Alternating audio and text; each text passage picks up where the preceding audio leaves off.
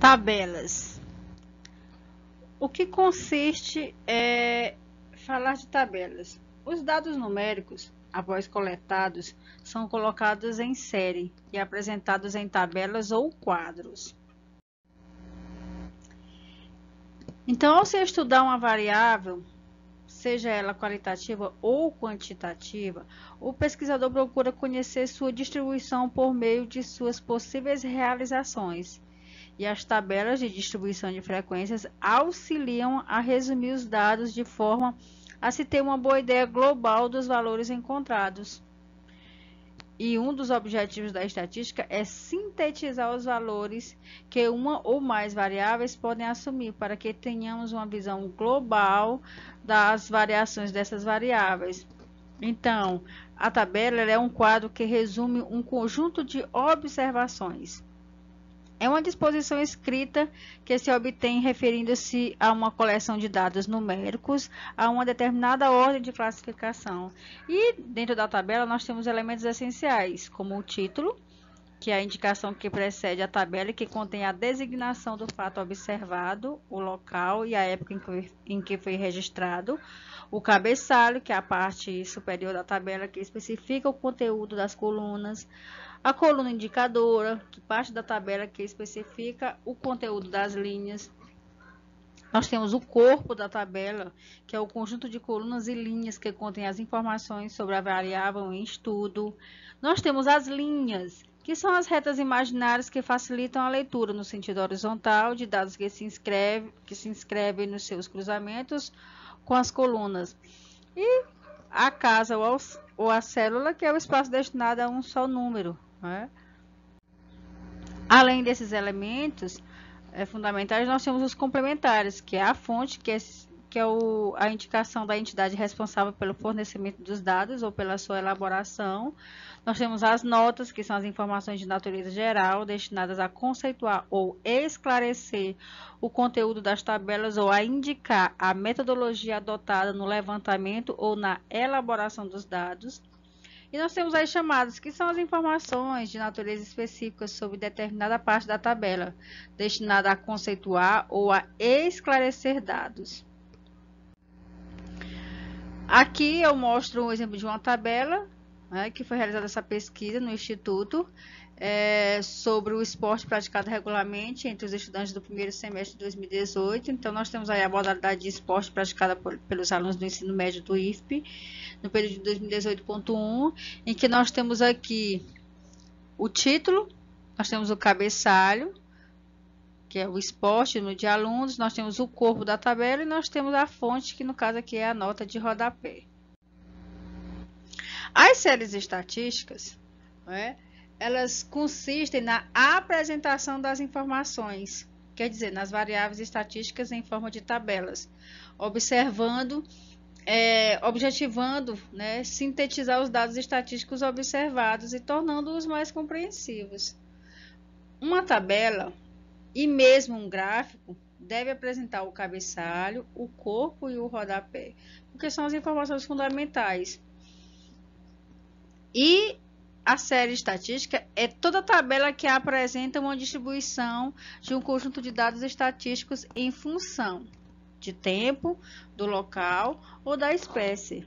Uma série estatística, observamos a existência de 3 elementos. Então, toda vez que você estiver diante aí de uma série, quer dizer, de uma tabela, você tem que observar os elementos, a existência de 3 elementos ou os fatores essenciais, que é o tempo, o espaço e a espécie. E diante disso, nós podemos classificar as séries em histórica, geográfica, específica e nós temos também a conjugada. E o que seria cada série? A série histórica, ela descreve os valores da variável em determinado local, discriminados segundo intervalos de tempo variáveis. É o que seria, Seria a série estatística que os dados são observados segundo a época de ocorrência.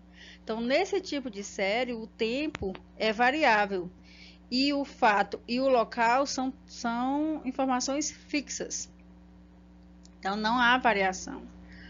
Já na geográfica, ela descreve os valores da variável em determinado instante, discriminados segundo regiões. O que isso quer dizer? Quer dizer que a série estatística em que os dados são observados segundo a localidade de ocorrência. E nessa situação de série geográfica, o local varia e o tempo e o fato são fixos. Na específica, descreve os valores da variável em determinado tempo e local, discriminados segundo especificações ou categorias. Muitas vezes é necessário apresentar em uma única tabela a variação de valores de mais de uma variável, isto é, fazer uma composição de duas ou mais séries. O que isso quer dizer nas séries específicas? Que os dados são agrupados segundo a modalidade de ocorrência. Fato é variável, tempo e local são fixos. E as séries conjugadas, ela é uma tabela de dupla entrada. Isso quer dizer o quê? Que é uma combinação de duas ou mais, né, de três tipos de séries distintas. No caso dessas três séries que nós vimos, pode ser uma série em que, uma tabela em que você vai ter lá elementos históricos, geográficos. Você vai ter uma série que pode ser geográfica, específica, então ela varia, né? Então há essa variação aí com duas ou mais três tipos de séries estatísticas. Aqui eu coloco a exemplificação de cada série. Nós temos aí a série histórica. Olha o elemento que varia, o tempo. Quais são os elementos que vão ser fixos? O local e o fenômeno. Então, esses são os fatores que você deve observar quando você for classificar as séries, né, as tabelas. Já na geográfica, qual é o elemento que varia? Vai ser o local. O que vai permanecer fixo como elemento? O tempo, né? E a descrição do fenômeno. Na específica ou categóricas, o local e o tempo eles permanecem constantes, quer dizer que não há variação, mas o fato já varia. Então, é o elemento que varia, no caso das séries específicas, vai ser o fato.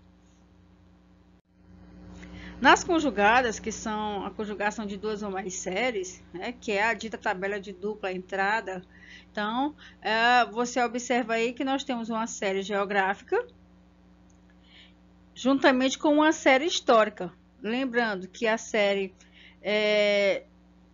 histórica, que é a temporal, a época, o tempo é variável e o fato e o local são fixos.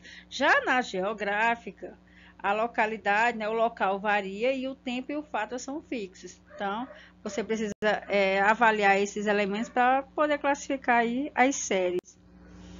E dados absolutos e dados relativos. Os dados absolutos são os dados coletados diretamente na fonte, quer dizer que não há interferência, né? Os vêm da maneira como você coletou lá na fonte, você traz para fazer aí